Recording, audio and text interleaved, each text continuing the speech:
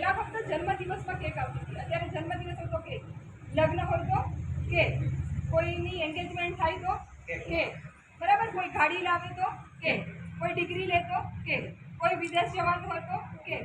હવે છોકરાનું નક્કી કરે, છોકરીનું નક્કી કરે તો પણ કેક, બરાબર. મેં કીધું ખાલી મરવામાં કેક બાકી રાખી છે, થોડા દિવસ એવું ના આવી જાય કે ભાઈ અમારા તો 100 વર્ષના દાદા બરાબર સારી રીતે મર્યા એટલે હવે અમે કેક કટ કરીએ છીએ, એટલે ફક્ત મરતી સમયે કેક બાકી રાખી છે.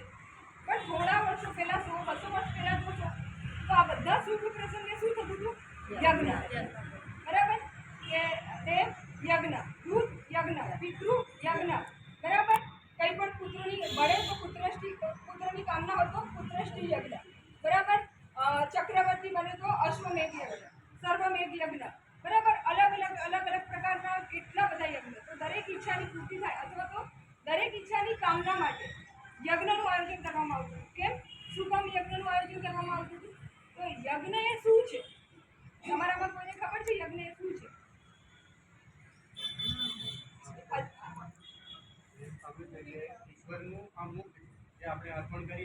અગ્નિને ઈશ્વરનું મુખ કીધું છે અને એવું કહે છે કે અગ્નિ અથવા તો યજ્ઞ દેવતાને તમે જે પણ આપો એ પોતાની પાસે કશું રાખતા નથી, એ 100 ગણું કરીને તમને આપે છે. તો કોઈ દિવસ આપણે પ્રશ્ન ના થવો જોઈએ કે ક્યાં 100 ગણું આવ્યું? અમે તો જે આપીએ તો બધું અંદર ભસ્મ થઈ કુંડાની આપ્યું હતું, આટલું બધું છાણા, ઘી, કુકડ, જવ, તલ, ચોખા કેટલું બધું અર્પણ કર્યું હતું અને તમે તો આટલી રાખ કરીને આપી દીધી, તો 100 ગણું આવ્યું ક્યાં? એવા પ્રશ્ન આમ તો થવા જોઈએ, પણ થયા નહીં. તો એ તો આપણી એટલી જિજ્ઞાસા જ નથી જાણવાની, બરાબર. તો યજ્ઞ એ શું છે? તો કોઈ પણ શુભ હેતુ, બરાબર, તો કદી પણ યજ્ઞ હેતુ વગરનું નથી હોતું. તો યજ્ઞનું એક ટૂંકમાં અર્થ કહું તો જ્યારે કોઈ સાચા અને સારા ઉદ્દેશ્ય સાથે અગ્નિમાં મંત્રોના અનુષ્ઠાન સાથે આપણે કોઈ પણ વસ્તુ અર્પણ કરીએ, બરાબર, એનું નામ યજ્ઞ. અને યજ્ઞ આપણે શું કરે છે? તો જે પણ વસ્તુ આપે છે 100 ગણી કરીને પાછી.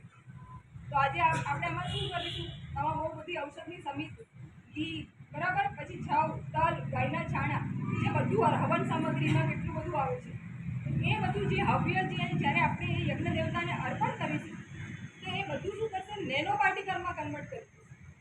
નેનો ટેકનોલોજી હવે આવી છે, પણ આપણા ઋષિમુનિઓ વર્ષો પહેલાં નેનો ટેકનોલોજી જાણતા જ હતા.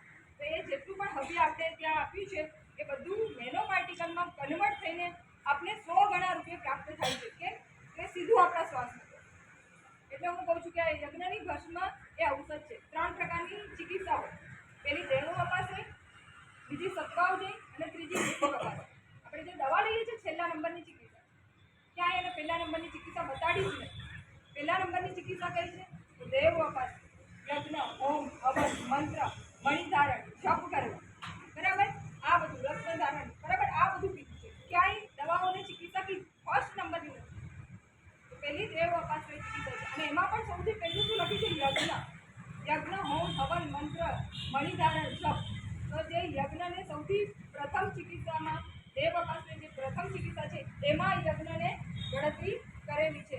કેમ? તો જ્યારે તમે મોઢાથી નથી લઈ શકતા તમે શ્વાસથી સીધું બોડીમાં ઇન્ટેક કરી શકો છો અને એ ઔષધ જે મોઢાથી ઔષધ લે છે એના કરતાં પણ 100 ગણી વધારે ઇફેક્ટિવ છે. એટલે પહેલી ચિકિત્સા છે દેવ અપાસની. બીજી છે સદભાવ છે. સત્વ એટલે મન અને અવજય એટલે જીતવું, બરાબર. જે પોતાના મનને જીતી લે છે એને પણ દવાની જરૂર પડતી નથી. જો તમે તમારા મનને જીતી લેશો તો દવા સુધી કદી પહોંચીશું નહીં. અને જે ત્રીજી ચિકિત્સા છે એ જ આપણી યુક્તિ અપાસની, જે આપણે દવા આપીએ કે આપણે આ થયું તો આ દવા લો, આ દવા લો. પણ અત્યારે તો આવું આપણે કોઈ કહીએ ને એટલે કે છે કે ના, મારે તો દવા જ લેવી છે, મારે આ નહીં કરવું, બે માળા ફેરવાનું કહેતું કે એ નહીં થાય, તમે દવા આપશો તો લેવાઈ જશે, બરાબર. તો આજે મારી બધાને આમ તો રિક્વેસ્ટ છે હાથ જોડીને કે જ્યાં જ્યાં કેકને સ્થાન આપી દીધું છે આપણે ફરી પાછું ત્યાં યજ્ઞને સ્થાન આપીશું, બરાબર.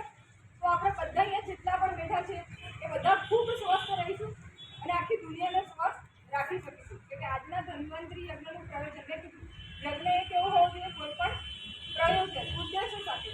તો આજનો ધન્વંતરી યજ્ઞ એના માટે જેનો ઉદ્દેશ એ છે કે આ દુનિયા પર જેટલા પણ જીવો છે, મનુષ્ય નથી પૂરતું, જેટલા પણ જીવો છે એટલે બધા જ નાના મોટા બધા જીવોને નાની જે આ કીડી મકોડા ચાલે છે અથવા તો ઘણા સૂક્ષ્મ જીવો આપણે આંખોથી નથી દેખાતા, એ સૂક્ષ્મ જીવથી માંડીને મહાકાય જીવ સુધીના જેટલા પણ આ દુનિયા પર જેટલા બધાનું આરોગ્ય અને એને સ્વસ્થતા પ્રદાન થાય.